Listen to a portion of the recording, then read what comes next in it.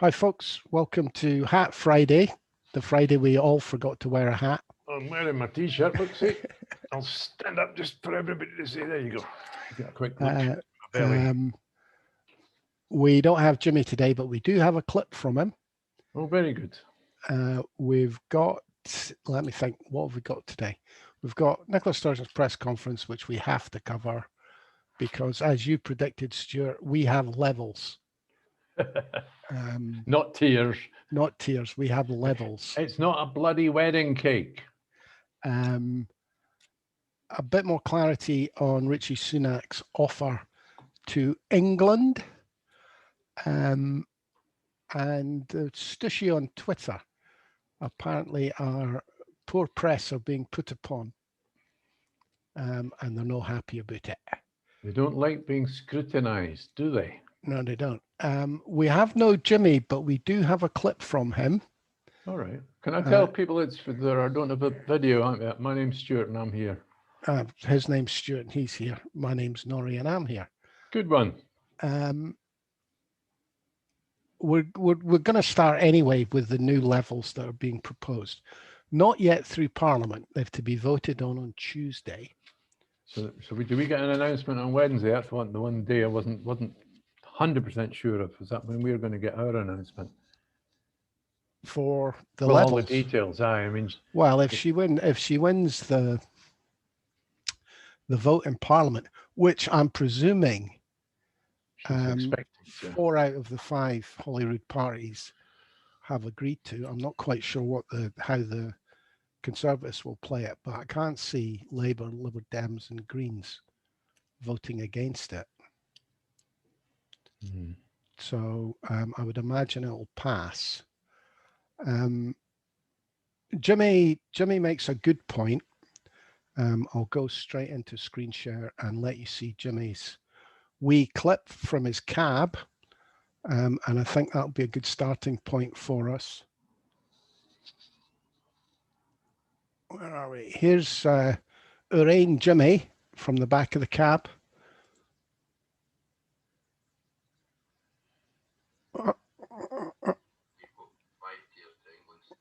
Let me restart that.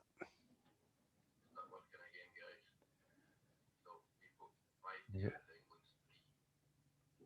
Can you hear him yet?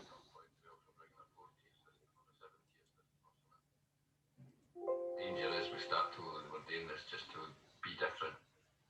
And quite possibly we're handing them a stick to beat us with further down the line, because if any region's numbers go badly, London can at any time just say, we're going to standardise it and we're in charge.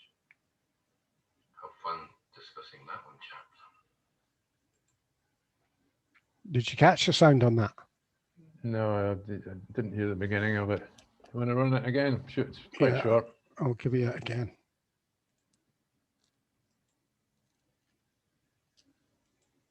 Oh, very good.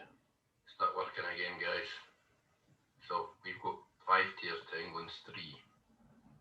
Presumably at some point they're also bringing a 4-tier system or a 7-tier system or something. Danger is we start to, we're doing this just to be different. And quite possibly we're handing them a stick to beat us with further down the line, because if any region's numbers go badly, London can at any time just say, we're going to standardise it and we're in charge. Have fun discussing that one, chaps. We should actually introduce a quiz at this point. Where's Jimmy's taxi parked? Oh God, you used to get that in the evening news. Somebody would draw a bit. It was always a drawing rather than a bit of photograph. Where is this? I don't actually agree with Jimmy on this one, because it's a health issue. So technically Westminster can't interfere unless they use money to interfere. Now there you go. So I suppose the first thing we should say is there's 5 levels. First level is 0. Then we go 1, 2, 3, which is basically broadly similar to the English tier system of 1, 2, 3.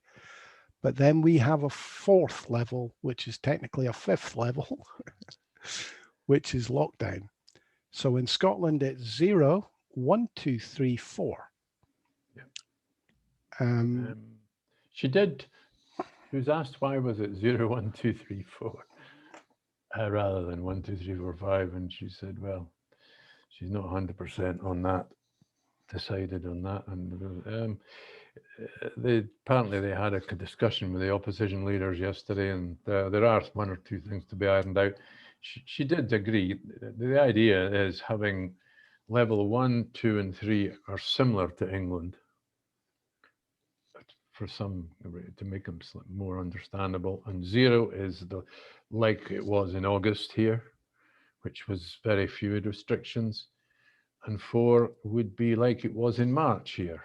Yeah, almost total lockdown apart from schools. So that leaves our 2 and 3. 2 is like mid-September, and is that right? 1's like mid-September, and 2 is like Scottish National, how it is across Scotland just now. So at the moment, oh God, we're in very high at the moment in the Central Belt, aren't we? Yes. Oh, no, that's number 3. Oh, so God. Number 3 is Central Belt. Number 2 is the rest of Scotland. Scotland. Number 1 it was what it was like in mid-September, and the 0 would be what it was like in August. Yeah. Does that help? Well, you've made it really complicated. I know. Sorry about that. I understood it perfectly well, I have to say. Well, I can explain one thing. Before you started jumping about. Okay, I can explain one thing. I agree with Jimmy on one thing, which is it's called levels and not tiers. And perhaps she is doing that just to be different. But then if it is different, if it's not the same as England, it's important to call it something different, isn't it?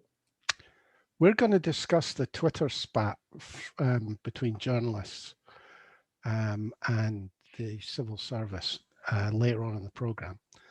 But this highlights the problem we've got with our journalists at the moment. Mm-hmm. Had Nicola Sturgeon called it tiers, and there'd been 5 tiers, the headline would have been, Sturgeon confuses Scotland with 5 tiers. The fact it's levels differentiates it immediately from the English system. Mm-hmm. There will be complaints about the very fact that it is different to the English system. Yep. Even though the advice in England was that tier 3 didn't go far enough.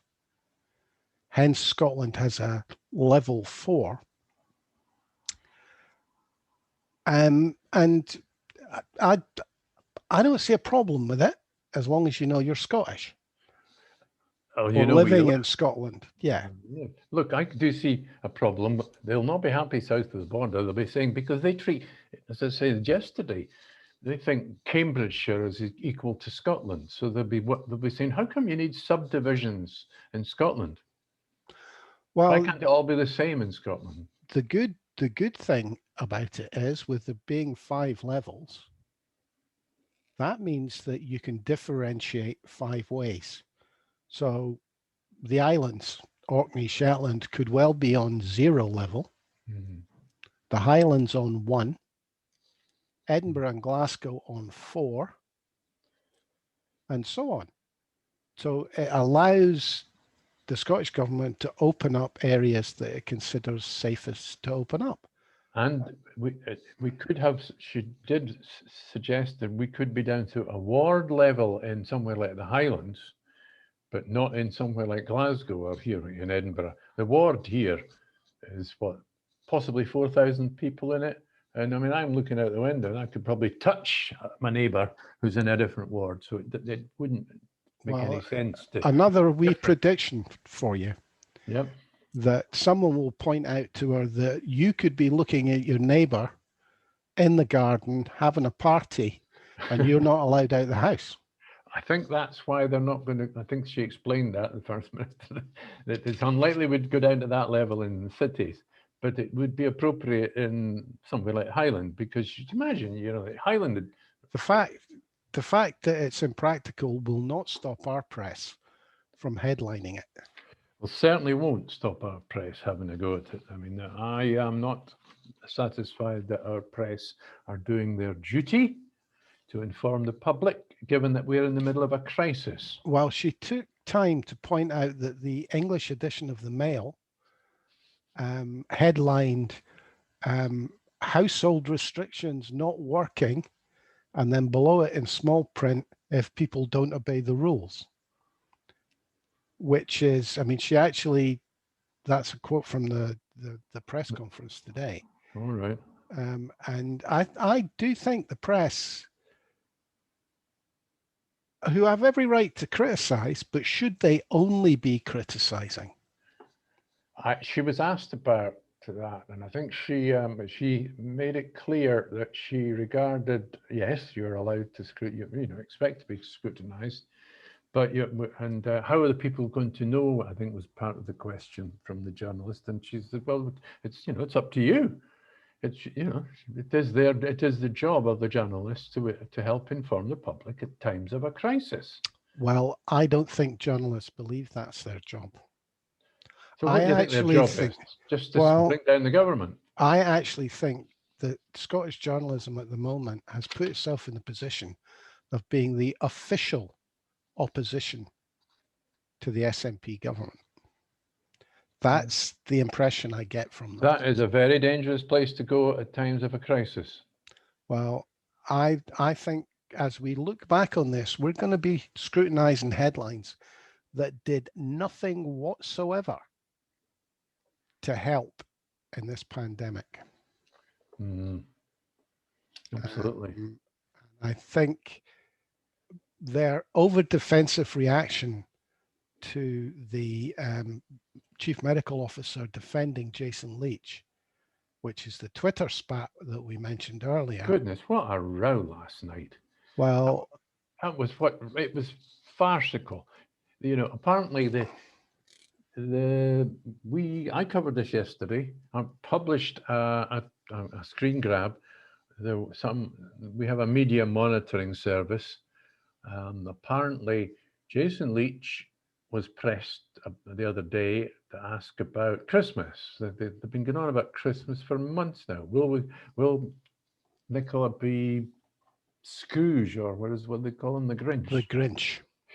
Anyway, so he's a very good communicator, Jason Leach. So he said something. It won't be like any other Christmas we've ever had before. It's more likely to be a digital Christmas.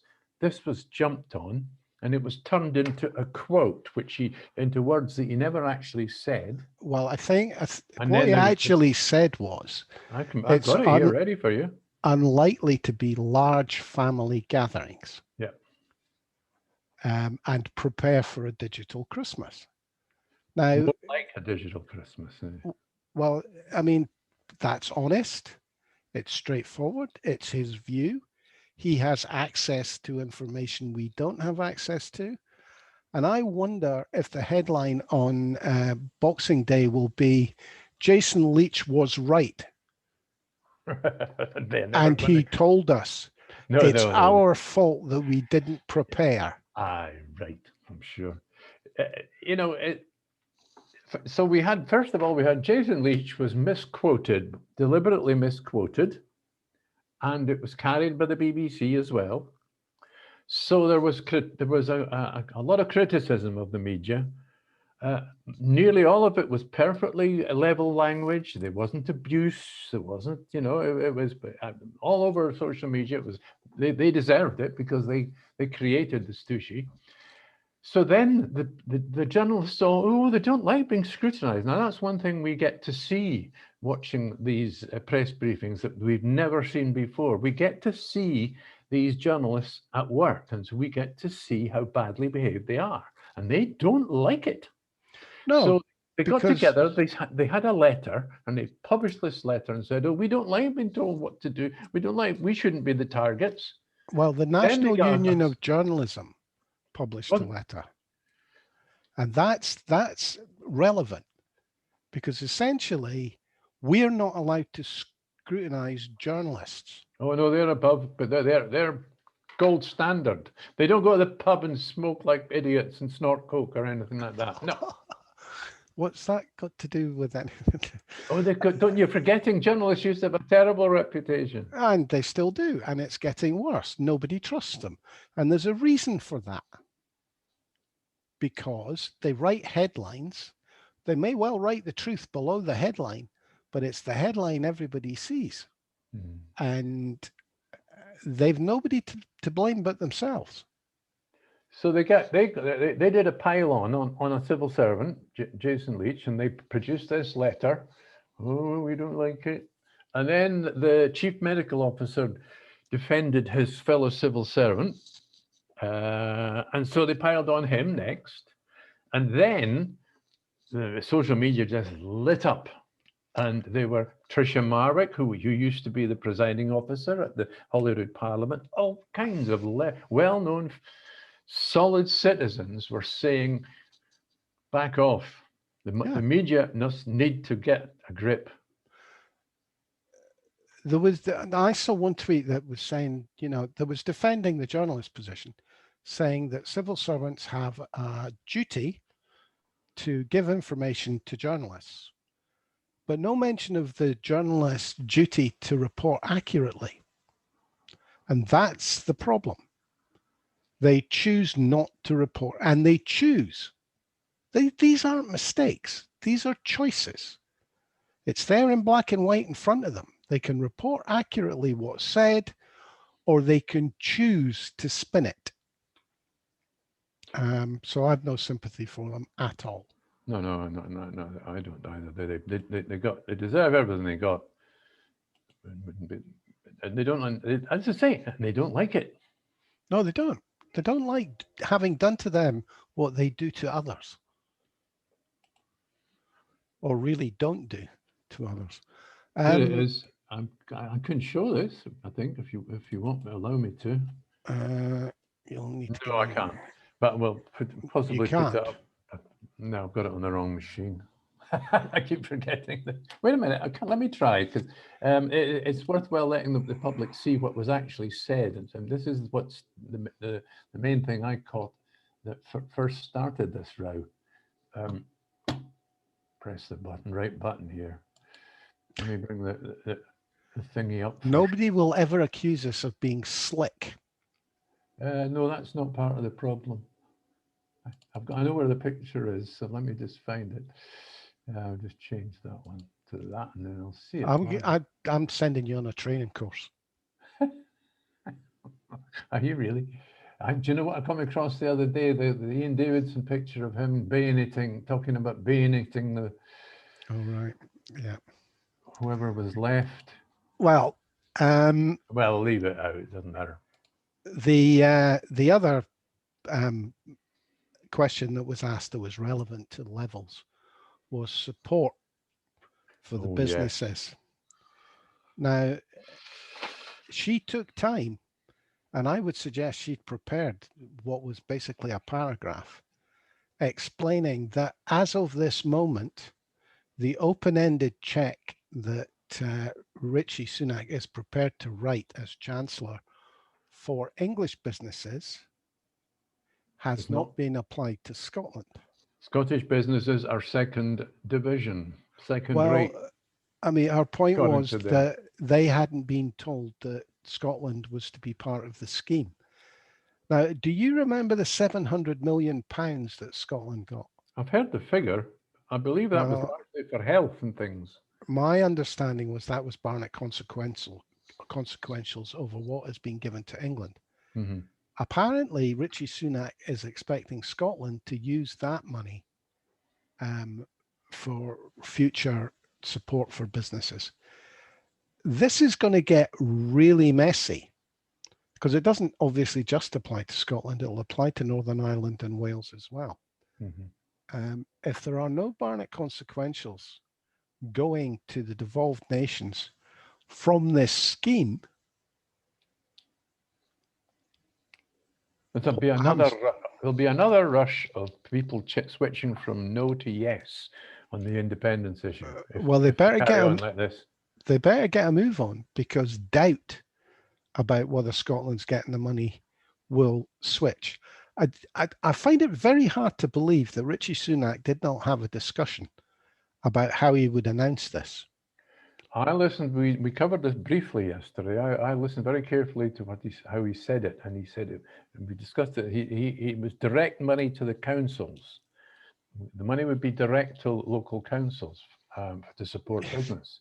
And I was thinking at the time that sounds so, how does that apply to Scotland? Well, And let's put it this way. The government of England, i.e. the Westminster government, which in this context in health is the government of England, gets to distribute it to the local councils. Therefore, the Welsh government, the Irish government, and the Scottish government should get to distribute it to the councils or whatever. I mean, the councils are already, I think, empowered to hand out the grants that the Scottish government is. They're handling most of the business support. They're in charge of that. Plus, I think also possibly some crisis loans or crisis grants for individuals who are really in trouble. Well, this was announced yesterday. This is now Friday. The weekend's coming up. Nothing really gets moving till lunchtime on a Monday in Westminster anyway. So the earliest, unless it's announced this afternoon, that we'll get an announcement on Barnett consequentials will be Monday afternoon. Now think about it, Norrie. Think about it. Who is thinking they're going to suffer? We're talking about businesses in Scotland are thinking they're going to suffer. They're not being treated on an equal footing with businesses in England, and this is down to the Chancellor. That is not a community you want to have them worried, do you? If you're a politician. Well, as I said yesterday, I cannot believe that Sunak will not provide Barnett consequentials. I think he's going to have to, because the Tories in Scotland must be very worried. It's really about how it's announced. I mean, it all adds up to your case yesterday when we discussed about whether the Tory government are deliberately heading for chaos or just accident prone. Well, I think this is just stupidity. I don't think anybody sitting in cabinet at the moment has the slightest clue about devolution. I don't think they understand how it works or how it's supposed to work. But I would not be surprised if Douglas Ross gets to make this announcement, or Union Jack, the Viceroy of Scotland. No, it's all D. Ross. Do you know that I believe that Douglas Ross is on TV every day now in Scotland, every single day. Well, we can't really complain. So's Nicola. Yeah, but Nicola's got an official job to do. So's Douglas Ross. He's got to defend the Union. He is a member of SCUM, the Scottish Conservative and Unionist MPs. I like that one. Yes, he is indeed. I shared that one around on social media. I wonder how far it went. I sometimes forget to look. So I wouldn't be surprised if he got to announce it. So the First Minister boiled down the situation. We have to rely on the UK because we cannot borrow money. However, the money being offered to businesses in England is open-ended. The Chancellor can just, he can create it, and he can just open-ended. There's no money guaranteed for Scottish businesses. Well, the open-ended part of that is really important. Go back to levels and tiers, 3 tiers, 5 levels. Is this going to be a way that the Westminster government forces Scotland to follow Westminster's tier system? I can't see how that helps, but we'll see. Well, because it's open-ended, it's going to run behind. Basically, if England needs £1 billion of support, Scotland's money is going to run behind that, just by the dint that England has to basically agree to spend it before Scotland gets it. I think the biggest danger that they'll be facing, and they'll be told all about it over the weekend, it will probably come from the Scottish Tories telling them this is an awful thing. We're going to have the Scottish business community feeling like second division by the Chancellor's decision. But the Scottish Tories are quite happy. I mean, there's no budget. How does Scotland sort out its budget next year? Richie Sunak hasn't had a budget, and that's been forgotten about. That happened last year as well. They had literally days to sort out a budget, and councils who have a legal obligation to have their budget set by a given date. They have legal obligation had hours to support all kinds of people, and they depend on knowing what their budget's going to be, and they can't do that because of this stupid Chancellor. And that is a tool. Oh, I called them stupid. A weapon. I'm not sure he is stupid. I think he's just ignorant. I don't really think they understand. Well, I don't think they care enough to learn to understand. Well, that was my position yesterday in our argument about that. I think he is stupid if he's not taking the correct advice. He's got all these civil servants. They're well paid and it's their job. I think the position has been that Scotland and Wales and Northern Ireland have nudged them in the past quietly when they get things wrong about devolution. And I think they've ceased nudging. I think they're just going straight up, standing up at the press conference. But there you are. She had to explain that off her own bat. Not a single journalist asked her whether there was Barnett consequentials. And what would the impact be on Scottish business? Nothing. None of them. None of them. And it's about, and as I keep saying, this is about money. You cannot do anything unless you have the cash to support the people you're asking to shut down their businesses. Exactly. Yeah. And I was just thinking and about individuals. You know, they've been going. In fact, the Scottish press have been going out looking for people in the hospitality business with a grievance and getting them on camera. Yes, they've got a justified grievance, but they've been going out and finding them. It's like the Vox Pops. When they do Vox Pops of people on the street, they choose what people they want to stop, and they know what answer they want. And do you think we don't know that? Well, if you remember the days of our Vox Pops radio, you would go out and interview a dozen people. You would only use 3 or 4 of them. And you could, if so minded, tilt it any way you wanted. Of course you could. Do you know, and I'll tell you a very quick story. I went up Ben Ledy one day with my camera and a tripod. Don't ask why. And why? Don't ask why. I don't know myself. The camera was new. And 3/4 of the way up, and the weather must have been okay. Got it out, put the camera on it, and I started doing Vox Pops and people coming up climbing the mountain. Very odd. Okay. I still got the footage. Did the doctor get you in front of a psychiatrist quickly? I was seeing the Dr. Chick at the time. Well, I was thinking, or did you have to phone Willie Rennie to get your mental health sorted? I'm going to be interested when it comes out and when the vote comes to be. That's a debate we have to watch. Whether the party leaders are in line with the new levels. Yes, I think so. Could be right. Well, can I tell the viewers and listeners about the one thing that the First Minister did want to tell us about?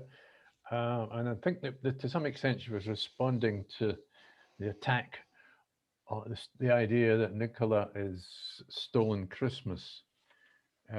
She said 3 things to remember. We are not powerless at the moment. You know, we are choosing to protect ourselves. We can choose to protect ourselves and the people close to us, and we can look out for each other. Even we still have to look out for each other, even if you're scunnered. I love her. Yes, and I noticed the scunnered. And it will end. It will eventually be over, this crisis. But we must remember, it's not as bad as previous generations had to put up with. During World War II, my parents, for example, had 6 years of not normal Christmases, and people are greeting and have not even got to Christmas yet. I think we should sum up that message as peace and love, man.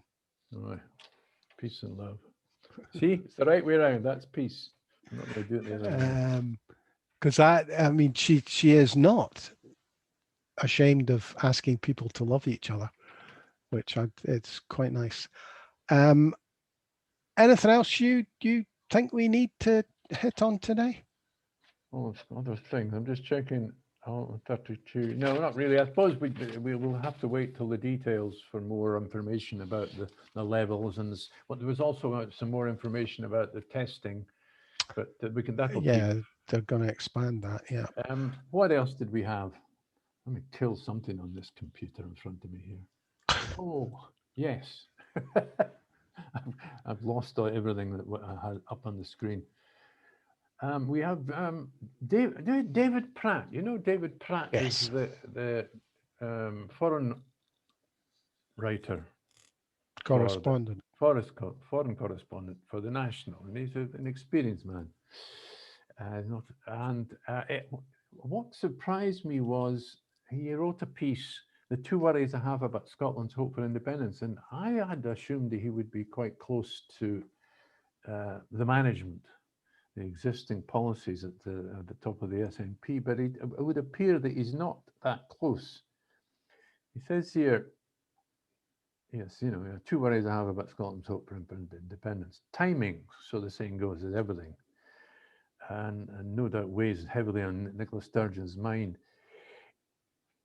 In short, it's time to go on the offensive. While the saving of lives must always be paramount, Scotland must not let itself become politically blindsided in coping with the pandemic at the expense of getting independence done.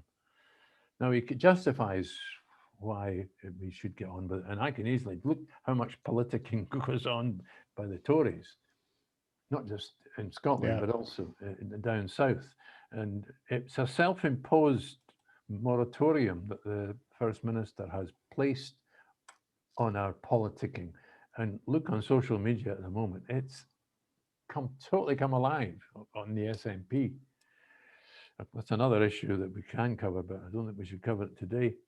I've got Marco Biaggi's wee clip. Oh, well, then we can come to that then.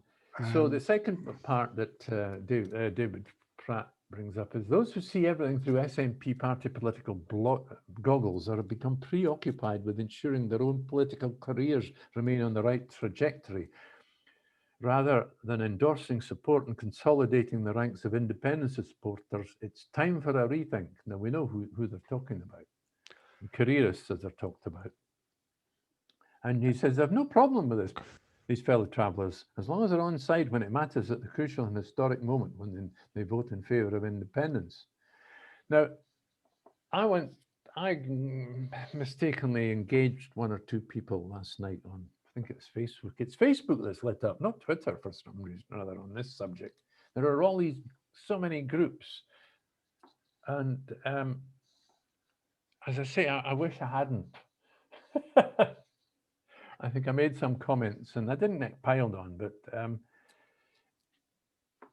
it is surprising that David Pratt has these views. What we're talking about here is the use of social media by the various candidates for the MSP positions. That's right. For next year's election. Because the expectation is that the SNP will do rather well, and therefore there are a number of open positions. If you can get selected to be the SNP candidate, there's a high likelihood you'll end up as an MSP. I mean, at the last Holyrood election, I mean, there was what? God, there must have been 8 or 9 candidates in the Leith SNP. Was there? Oh, there was thousands of them. They weren't electioneering all over Facebook. That's what's different. No, they weren't. Although for Westminster, I did do a wee film for Deirdre Block, which I don't think she ever used. I'm not sure, but that was. I don't think the number of people looking to win the candidate position will be that much different. But it's last time. It's the use of Facebook.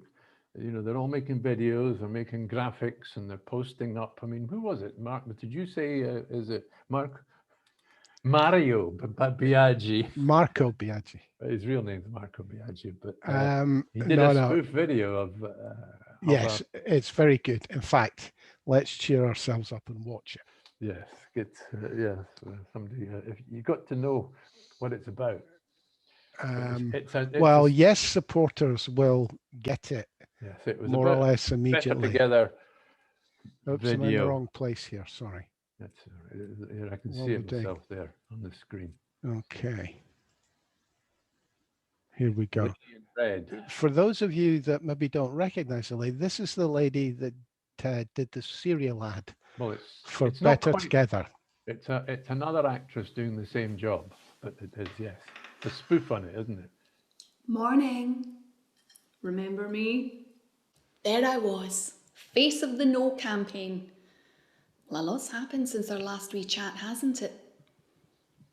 2014 seems like a lifetime ago. A generation, even. Remember last time round, they were all, everything will be fine if you just vote no. And we did. I suppose I thought we were voting for everything to stay the same. We didn't think we were voting for all this madness since. Elections every 2 minutes. I wasn't voting for Brexit, and I know I wasn't voting to put that blonde bluffer in charge. I thought it was bad enough the independence referendum being on the TV for months, but Brexit went on for years. I mean, don't they have other things they should be doing? All just seems clearer now. I wish Nicola was running things. She's genuine, you know. She can't fix everything, but you get the sense that she's the one who's actually trying. So next time, I think I will be voting yes. I'm not 100% sure, but I can see now that we definitely can make a success of it. Paul's been great about it. He joined the SNP after the last vote. He goes on marches now. Tries to get me to go with him. At least he doesn't say, I told you so, like some of them. He's good that way. Right now he's always talking about this guy with an Italian name, Mario or something. He says he'd be great as our next MSP. People around here remember him from last time. I mean, it's not like we ever see the current one. Well, except on TV. She's off to be a baroness now. Okay, time to be off. One last thing before I go, just in case you were wondering. In the mornings, Paul has porridge now. I prefer muesli. It's been a long time since either of us sat down and ate our cereal. Really like Biaggi. That was very good. Very subtle, I thought. He also has a graphic with 50 SNP activists have signed in Edinburgh Central as a constituency. And well, he's standing against Angus, isn't he? Angus Robertson, so he's up against the big beast, and he's got 50 activists who claim that they're the ones that go around the doors chatting, and all the right 50 of them. And how many of them can there be in one constituency? Central's a busy one. All the same, it's quite a number, eh? Aye. Anything else that caught your eye? Well, I was a little disappointed with Joanna Cherry. She's her article. She's not that hot on. I thought she would have supported the Plan B motion coming up at conference, but no. What does she say? Whilst I commend those who have fought against the inexplicable resistance to have a Plan B debated at the SNP conference, I also agree with those who caution against putting all one cards on the table. And the other point, the campaign to secure a second independence vote should, of course, seek to achieve the gold standard of a second referendum based on a Section 30 order, as that would be by far the easiest route. I'm just surprised that she's supported that so strongly, because that's... I mean, I don't think anybody, with the possible exception of Peter A. Bell, wouldn't take a Section 30 were it on offer. And I do understand Peter's position that why are we asking Westminster for permission? Yeah. but it is the simplest way. There's no arguments then. Well, we could argue that. Can I just? She's building the case for suggesting that a newly elected NEC should set up a group to work on gaming a copper bottom strategy. Now listen to this. The precise details of which need not be advertised to the enemy. So this is the idea that there's a secret plan. We live in a country where the GCHQ and MI5 know what colour your toenails are before you've bloody painted them. Do you think they could have a group set up making a plan that they don't know about? Stuart, every plan starts as a secret. Every plan starts as a secret. NEC group set up to work to game a plan. Do you think that the MI5 won't know about it before we do? MI5 have not penetrated the SNP at all. Oh, is that right? Never. No. They're too busy penetrating the journalists of this country. Is that right? And read penetrating any way you want, guys. I noticed there has been another wee stab at Tory corruption. Is there? Well, apparently the person who looks into corruption in this country, the corruption czar, is Dido Harding's husband. Oh, that's handy. Yeah. Well, at least you'll know where to look. I just thought I'd point that out. So they can have a wee chat over the dinner table and just decide she's not corrupt, I suppose. That's very handy. Well, we've covered that before. Aye, several times. How do you recognise a gangster? That's quite easy. Just call it, it's got Tory attached to his label. Yeah, a liar, Tory opening his mouth. So Anyway. one last thing. Did you see any of the Trump and Biden debate last night? I didn't bother. All I can tell you is that the polls, the instant polls, have still got Biden ahead. So they're. I would think. I mean, Biden's just not going to talk about policy at all, and Trump's just going to be the usual balloon that he is. Apparently, I mean, the press I've seen on it, Trump just attacked Biden's son. He's been building this for so long. It's just. I really don't care. I obviously hope Trump loses. Could I go so far as to say I hope Biden wins? I don't think so. But I hope that the people of America decide to put somebody that isn't a professional clown into the White House. I agree with you, Norrie. I don't think I'll be dancing on the streets of Wraith if Biden wins. But on the other hand, I'll be quite upset if Trump gets in again. Well, the indications are that Biden will be good for the arguments for Europe, but as Brexit is done or will be done before he enters the White House, he's not going to stop it, is he? Well, we'll see. Well, the question is, of course, Biden and the Democrats, generally speaking, are very pro-Irish. So yeah, but too late. Too little, too late. Too little, too late. Probably. I think the thing that will interest me most will be what he does about the Supreme Court, because this new right-wing pro-lifer has already passed the first part of our vetting, so it's quite likely. Well, if you consider the amount of time that someone going for the Supreme Court judgeship. Normally, the amount of vetting. I remember the last time the guy, the Me Too thing had started. Do you drink beer? And she has had no scrutiny at all. Maybe she's squeaky clean, apart from being a right-wing lunatic. It'll be interesting. It looks like it's going to go through on the nod. So I believe Biden might be in a position he can't take her off the Supreme Court, but he could put more judges on. Can he? I think so. I think not unless more die, but no. I think there's a mechanism to actually up the number. All right. Or they believe there might be. I would imagine, knowing the American system, that whatever, they probably need 2/3 of both houses to do something like that. Well, majority-wise. If that isn't the case, he's going to be hamstrung from day one.